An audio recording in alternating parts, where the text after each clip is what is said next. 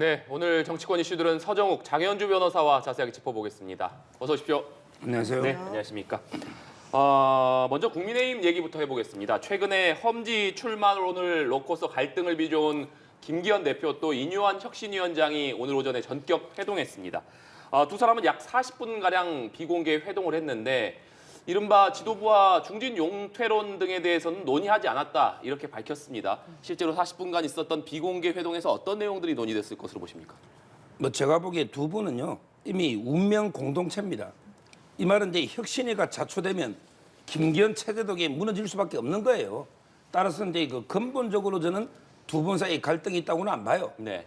다만 이제 디테일에서 그동안 이제 예를 들어 혁신안을 그대로 당론으로 정할 때 절차라든지 이런 부분들 또는 이제 대통령실하고 그때 힘을 좀 실어준다는 인유한 위원장의 발언 있잖아요. 네. 이런 이제 사소한 부분에서 좀 이게 서로 오해가 또는 소통이 좀 부족한 게 있었고 따라서 서로 이제 오해를 풀면서 갈등을 조금 이게 봉합하는 이런 이제 시간이 아니었나 저는 이래 봅니다. 네, 갈등을 봉합하는 시간이었다. 장현주 변호사께서는 어떻게 보십니까? 사실 오늘 그 만남 이후에 나온 이야기들을 보면 굉장히 원론적인 얘기들일 뿐입니다. 사실 국민들이나 또 많은 또 국민의힘 지지자분들이 기다리셨던 건 그래서 혁신안을 받겠다는 건지 말겠다는 건지 그걸 궁금해하셨을 것 같은데요. 일단 세부적인 내용에 대한 이야기보다는 원론적인 이야기들만 나왔다는 점에서는 사실상 그렇게 진전 있는 논의가 있진 않았겠다라는 예상을 해볼 수가 있습니다. 그럼 따지고 보자면 오늘 왜 만났는지를 사실을 잘 모르겠다는 생각이 들거든요. 오늘 이 만남 자체가 애초에 좀 잘못된 게 아니었냐라는 생각이 좀 드는 것이 혁신위를 만난다는 것, 그리고 김기현 대표가 혁신위원회에 전권을 주었다라고 했으면서도 지금 여러 가지 갈등설이 있는 와중에 공식적으로 만나는 그림을 만들어주는 것 자체가 저는 혁신위에 또 압력을 행사하는 것이 아닐까 이렇게 보일 수 있다라고 생각이 듭니다. 예. 그런데다가 나오는 메시지는 원론적인 이야기에 그칠 뿐이라고 한다면 사실 이 만남 자체를 굳이 공식적으로 사진 찍어가면서 만날 필요가 있었을 것인가. 차라리 수면 밑에서 두 분 간에 어느 정도 소통이 있을 수 있었을 텐데 굳이 만나는 모양새를 보여줌으로써 혁신위의 어떤 동력을 좀 상실시키려고 하는 의도가 있었던 것은 아닌지 좀 그런 우려도 저는 개인적으로 듭니다. 예, 인유한 위원장이 앞서 회동 전에 힘든 길을 꿋꿋하게 뚜벅뚜벅 걸어갈 것이다 이렇게 밝혔습니다. 용태론이나 험지 출마 단순히 권고만 정도가 아닌 것 같은데 지금 다음 주에 더 세게 나갈 것이다. 비밀 무기를 공개하겠다 이렇게 예고를 했거든요. 무슨 카드를 주고 있을까요? 비밀 무기 이게 아마 이제 제가 보기에 상당히 좀 핵폭탄급이 아닌가. 기존에 이제 보통 비밀 무기라 하면 예를 들어 이제 당은 당규를 바꿔서 이제 용태를 명문하겠다. 이 정도 가지고는 이게 비밀 무기라는 표현까지는 안 쓸 것 같아요. 제가 생각하는 건 제 생각입니다. 최종 비밀 무기는 뭐냐? 끝까지 용태 이런 걸 안 하면 우리 이제 현 지도부로서는 도저히 총선 이길 수 없다. 현 지도부를 이렇게 해체하고 비대위로 가자. 아마 이 정도 제한까지 하지 않을까. 이게 저는 쓸 수 있는 가장 큰 카드예요. 혁신에 쓸 수 있는 게 우리 혁신이도 이제 종료하고 활동을 그리고 이게 현 지도부로서는 도저히 총선 가망이 없으니 현 지도부 저는 사퇴해라. 그리고 새로운 이제 비대위 체제로 전면적으로 개편하자. 이 정도 제안하고 혁신이 문 닫아버리면 이게 지금 지도부로서는 난감하거든요. 이게 가장 큰 마지막에 비밀 무기가 아닐까. 저는 이런 일이 없도록 사전에 좀 이게 지도부에서도 용태론이나 좀 전향적으로 예를 들어 이제 당은 당규에 좀 명문한다든지 이런 이제 태도가 필요하다 이래 봅니다. 예. 용태론 명문화보다도 더 센 카드, 그러니까 비대위 체제 돌입 가능성이 있다라고 언급을 해주셨거든요. 어떻게 보세요? 사실 상대당의 입장이기 때문에 혁신위가 다음 비밀 무기가 어떤 것이다 예측하는 건 상당히 좀 조심스럽기는 합니다. 다만 국민들이 원하시는 비밀 무기는 있을 수 있겠다라는 생각은 드는 것이요. 다 기억을 다시 뒤로 돌아가 봐서 혁신위원회가 왜 나오게 됐었는지 그 원인을 한번 따져봐야 될 것 같습니다. 강서구청장 보궐선거에 대해서 국민의힘이 참패를 하고 나서 이 부분에 대해서 당이 혁신을 하겠다. 이걸 위해 혁신위원회가 출범한 거 아니겠습니까? 사실 그 선거의 어떤 참패의 원인에 대해서는 많은 분들이 분석을 주셨지만 또 대통령실과 그리고 집권 여당과의 관계에 대해서 국민들이 실망하셨다는 것, 그 부분도 하나의 지점으로 지적이 됐습니다. 집권 여당으로서 대통령실에 쓴소리를 해야 될 때는 쓴소리를 해야 함에도 뭔가 끌려당하는 모습, 이런 모습들이 실망을 주었다. 그래서 집권 여당으로서 굉장히 무책임하다, 이런 평가를 받았기 때문일 텐데요. 그렇다면 국민들이 원하시는 혁신위의 방안은 이제 당내 영남 중진이라든지 이런 기득권에 대한 이야기를 했으니까 그 다음으로는 대통령실에 대한 쓴소리가 나와야 될 것 같습니다. 그래서 그 비밀 무기가 어떤 걸 준비하고 계신지는 모르겠지만 국민들이 원하시는 건 대통령실의 국정 운영 기조에 대한 어떤 쓴소리라든지 방향 제시, 이런 부분들이 좀 나와주면 어떨까 생각이 듭니다. 네. 이런 가운데 오늘 오후에 혁신위가 4차 혁신안을 내놨습니다.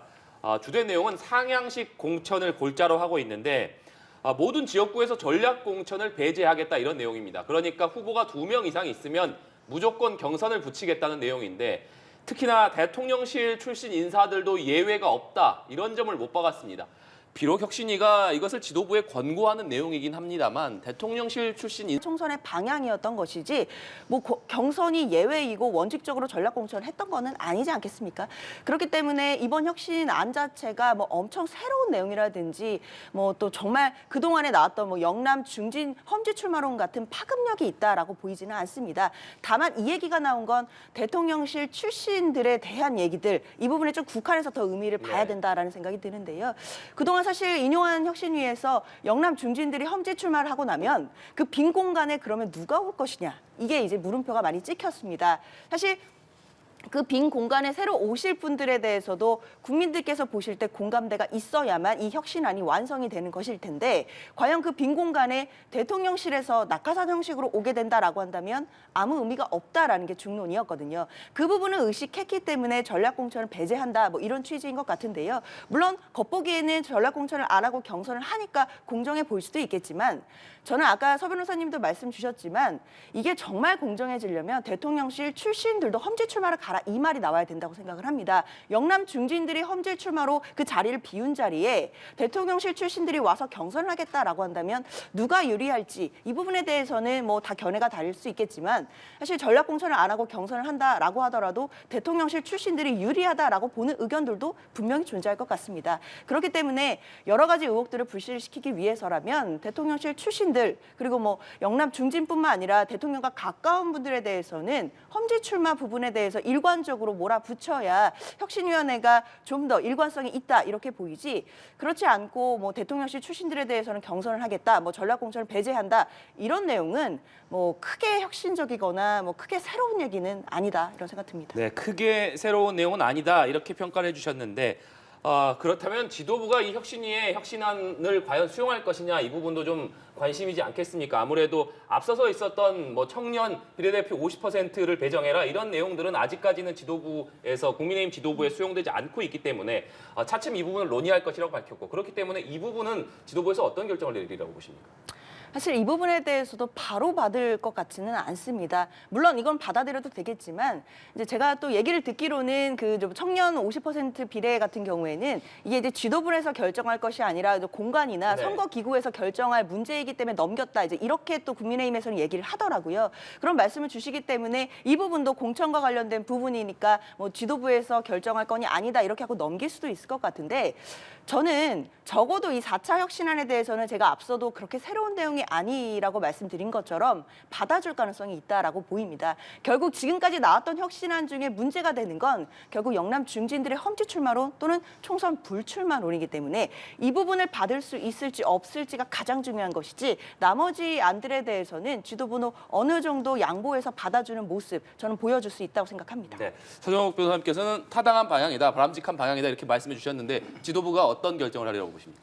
아마 이제 그 혁신의 권한이 있고요. 그다음에 지도부의 권한이 있고 네. 또 앞으로 이제 공천심사위원회 구성되면 그 권한도 있잖아요. 아마 이제 전략공천이든 뭐든 이게 당헌에 다 근거가 있어요. 따라서 저는 큰 방향은 이게 동의를 표하더라도 지도부에서 이걸 당헌으로 모든 지역구에 다 전략공천 배제한다, 이렇게는 못할 거예요. 이거는 이게 제가 보기에는 공심의 권한입니다. 큰 방향에는 동의하지만 구체적인 거는 저는 공천심사위원회에서 결정한다 이렇게 봅니다. 네. 예. 자, 지금 연말까지 혁신위와 당 지도부가 결국에 접점을 찾지 못한다면 국민의힘은 비대위 체제로 갈 가능성이 있다라는 전망이 나오면서 일각에서 비대위원장으로 한동훈 법무부 장관이 거론되고 있습니다.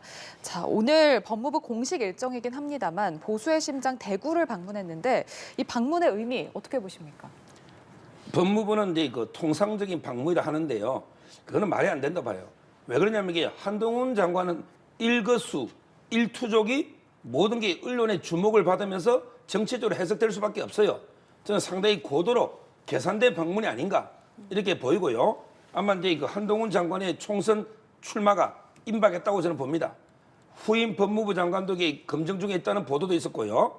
그리고 이제 그 부인도 공식 석상에 뭐 의도든 아니든 간에 지금 이게 공개적으로 이제 등장하고 있고, 그리고 이제 바로 이번에 대구에 솔직히 뭐 급한 건 아니에요. 뭐 달성군의 그 공단 지역을 법무부 장관이 굳이 급하게 이 시점에 방문할 이유는 없죠. 따라서 저는 아마 이제 그 보수의 성지, 심장이 대구 시민들한테 인사도 할 겸 또 이게 대구에 하면 이준석 아닙니까? 이준석 신당설이 나오니까 이 바람을 잠재워 버리겠다. 솔직히 한동훈 장관의 인기가 보통이 아니잖아요. 이런 저는 의도로 대구를 이렇게 방문한 게 아닌가 이렇게 보이고요. 제가 알기로는 이제 비대위원장설 이거는 낭설이에요. 정치 처음 하는 분이 비대위원장으로 하기가 어떻게 복잡한 걸 합니까? 총선 출마설은 맞아요. 근데 비대위원장설은 저는 이게 낭설이다, 가짜뉴스다 이렇게 보고 있습니다. 예, 정치 등판을 위한 계산된 방문이다라고 평가를 해주셨거든요. 어떻게 보셨는지요? 저도 서 변호사님 말씀에 동의를 합니다. 물론 법무부에서는 통상적인 방문이다라고 이야기를 하고 있지만 한동훈 장관이 대구에 가셔서 한 발언들 중에는 평소에 대구 시민들을 깊이 존경해왔다 이런 말들도 있었습니다. 물론 많은 발언들이 있었지만 사실 대구 시민을 평소에 존경해왔다 이런 이야기 자체는 사실 법무부 장관으로서는 꼭 하지 않아도 될 말이었을 텐데 이런 말씀을 하셨다는 것 자체는 굉장히 정치적인 발언으로 보일 수밖에 없고요. 당연히 이제 보수 진영의 어떤 심장이라고 할 수 있는 대구에 가서 또 상징적인 말씀, 상징적인 발언을 함으로써 정치 생각을 하고 있고 그리고 총선 출마에 대한 어떤 공식적인 입장을 표할 것이 얼마 임박하지 않았다라는 그런 사인으로 보였습니다. 네. 총선 출마가 임박했다는 신호 아닌가 이렇게 해석해 주셨는데 앞서 서정욱 변호사님께서도 그렇게 전망해 주셨으니까 그렇다면 비대위원장이 아니라면 한동훈 장관은 어떤 방식으로 좀 정계에 진출할 것이라고 예상하십니까? 뭐 일단 선거법의 개정을 좀 봐야 되는데 지금처럼 이제 그 연동형 비례로 가면요 아마 이제 그 탈당을 해야 될 거예요. 비례의원은 그렇잖아요. 네. 옛날처럼 이게 그 옛날로 돌아가서 병리병이 되면 국민의힘 아예 비례 후보로도 이제 뭐 하위 순번 예를 들어 이제 뭐 한 20번 정도 비례를 받아서 배수진을 친다 이걸 생각해 볼 수 있지만 지금은 이게 그 탈당을 해야 되니까 안 될 거예요.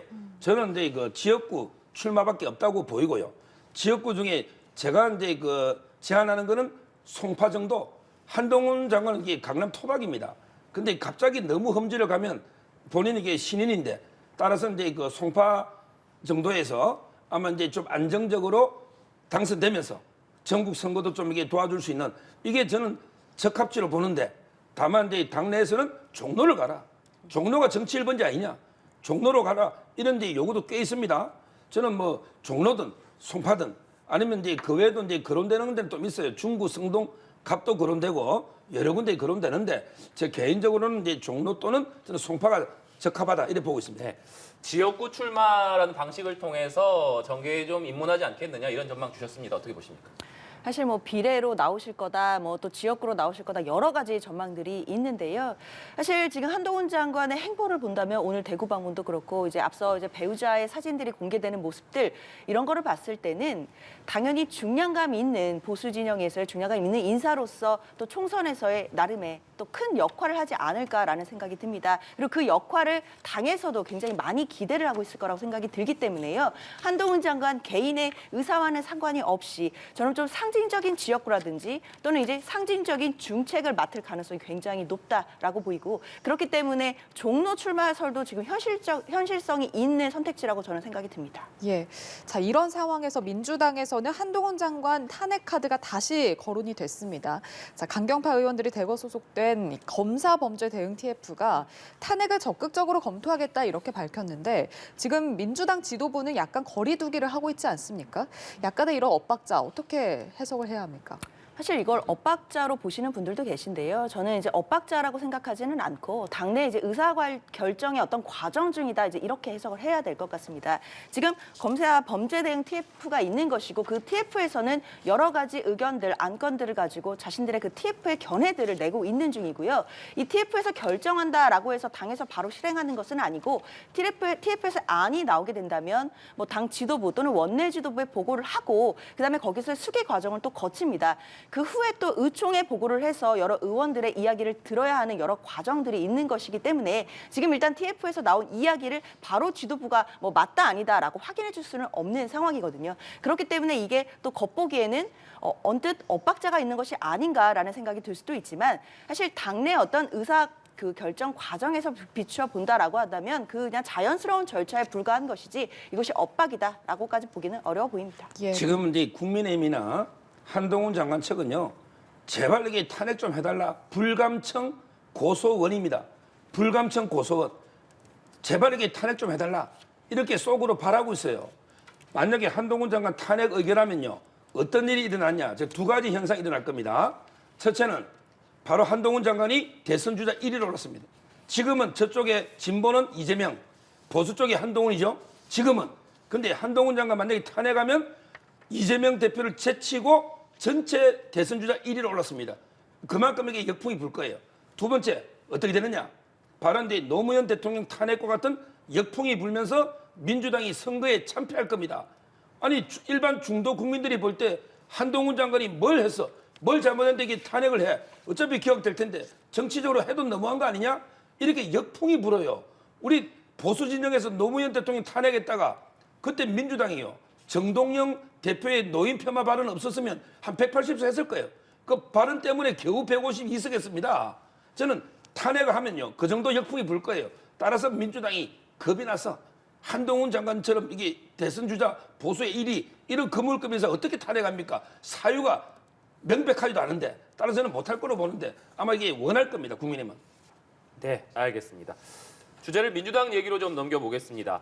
그동안 개별적으로 입장을 좀 밝혀왔던 이른바 비명계 4인방 민주당 김종민, 이원욱, 윤영찬, 조웅천 의원이 원칙과 상식이라는 모임을 공식 출범하고 앞으로 공동 행동하겠다 이렇게 밝혔습니다.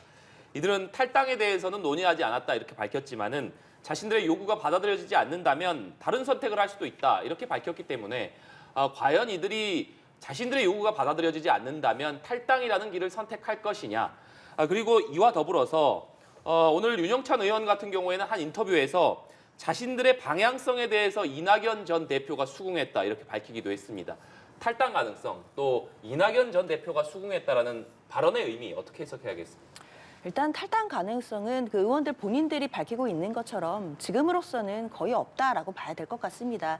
일단 저 이제 소위 이제 비명계라고 하시는 저 의원님들께서 지금 여러 가지 의원 모임을 지금 만드신 거고 그 과정에서 탈당 가능성보다는 그 당내에 어떤 그런 변화라든지 이런 부분들을 생각하고 있다라는 것이 계속 이야기이기 때문에 사실 지금 상황에서 탈당 가능성을 논하는 건 별로 큰 의미는 없다라고 생각이 들고요. 네. 그리고 민주당 내에도 많은 의원들의 모임들이 있습니다. 그래서 그 모임 중에 하나로 또 의견들을 계속 낼 수 있는 것이고 또 당내에서는 여러 가지 또 이야기들이 나올 수 있는 것은 너무나 자연스러운 것이기 때문에 앞으로 어떤 메시지를 내고 그 메시지들이 당원들과 또 국민들께 어떤 공감대를 형성할 수 있을지 저는 이것에 모든 것이 달려있지 않았나 이렇게 생각이 듭니다. 네. 저는 이제 그 탈당 가능성이 거의 뭐 100%에 가깝다고 봐요.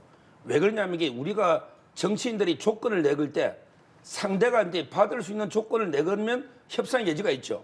근데 상대가 도저히 받을 수 없는 조건을 내거는 경우가 있어요. 대표적으로 뭐 이준석 대표가 예를 들어 이제 나한테 뭐 대구 공천 달라, 또 나한테 지분을 좀 달라, 내한테 심지어 이게 뭐 장관 추천권을 좀 달라 이런 조건을 내걸면 수용할 수가 없잖아요. 그건 이게 결별하겠다는 명분 쌓기거든요. 자, 이 원칙과 상식 의원들이 내거는 조건을 보세요. 이재명 대표가 개딸들하고 단절해야 된다. 이게 현실적으로 가능합니까? 또는 이재명 대표가 뭐 험지로 나가야 된다. 이게 또 가능합니까? 그리고 이게 뭐 강성 유튜브에 출연하지 마라. 이게 내거는 조건마다 이재명 대표가 받아들일 수 있는 조건들이 아닙니다. 제가 볼 때는. 그렇다면 이게 이재명 대표 측에서 받아들이지 못하는 조건을 내걸었다면 협상의 여지가 없잖아요. 그리고 이분들이 제가 보기에 좀 공천이 좀 어려운 분들이에요. 왜 그러냐면 이게 현역에 감점이 있거든요. 그 혁신 안에 있잖아요. 근데 그 감점을 AI가 하는 게 아닙니다. 사람이 하는 거예요. 그리고 사람이 기준을 마음대로 정할 수 있는 거예요. 심지어 SNS 활동을 적게 했다고 감점 줄 수도 있고 얼마든지 수박 하나에 10%씩 감점을 줄 수 있단 말이에요. 수박 2개 20% 이런 식으로. 따라서 공천이 어렵다면 그럼 이게 왜 남아 있겠습니까? 국회의원들은 기성전 공천 배지 외에는 이게 다른 걸 고려할 필요가 없는 거예요. 따라서 저는 무리한 조건을 걸었고 이재명 대표 측에서 볼 때는 그리고 그게 안 되기 때문에 공천도 어렵기 때문에 저는 이게 탈당할 수밖에 없다. 이렇게 보고 있습니다. 네. 탈당할 가능성이 높다 이렇게 전망을 해주셨는데 앞서서도 말씀드렸습니다만 윤영찬 의원이 인터뷰에서 이낙연 전 대표도 원칙과 상식의 방향성에 공감하고 있다 이렇게 얘기를 했기 때문에 만약에 이들이 탈당을 선택할 경우에 이낙연 전 대표 어떤 선택을 할 것이냐 이 부분 어떻게 전망하십니까? 저는 이제 이낙연 대표 이름을 6개월 동안 처음 들어봅니다. 이름을 처음 들어봐요. 도대체 이분이 한국에 와서 한 일이 뭡니까? 아무 게 저는 현안에 대해서 발언이나 활동을 제가 본 적이 없어요. 너무나 이게 어떻게 보면 너무나 엄중하게 지켜보고 있어서 아무것도 안 하는지 납득이 안 되는데 아마 이제 본인의 계보원들이 거의 다 전멸당할 위기잖아요. 본인의 계보원들이. 그렇다면 이게 저는 아마 이게 따라 움직이지 않을까. 이낙연 이분이 민주당에 남아서 미래가 있겠습니까? 희망이 있겠습니까? 이미 민주당은 개딸 전체주의 이재명 일당 체제가 완전히 완성됐잖아요. 어떻게 보면. 여기서 이낙연이 무슨 미래가 있습니까? 저는 같이 움직여 나가지 않을까 이래 보이고 앞으로 이낙연 이분들 총리도 좀 활동을 제대로 해야지. 제가 이름을 처음 들어본 평론가로서 정말 이게 안타까운 심정이에요. 네. 장현희 변호사께서는 어떻게 보십니까? 사실 이낙연 전 대표가 어떤 입장을 취할지는 사실 지금으로서는 예측하기는 어려운 것 같습니다. 다만 이제 윤영찬 의원의 이제 이야기를 빌어서 이낙연 전 대표의 이름이 나오고 있는 상황이기 때문에요.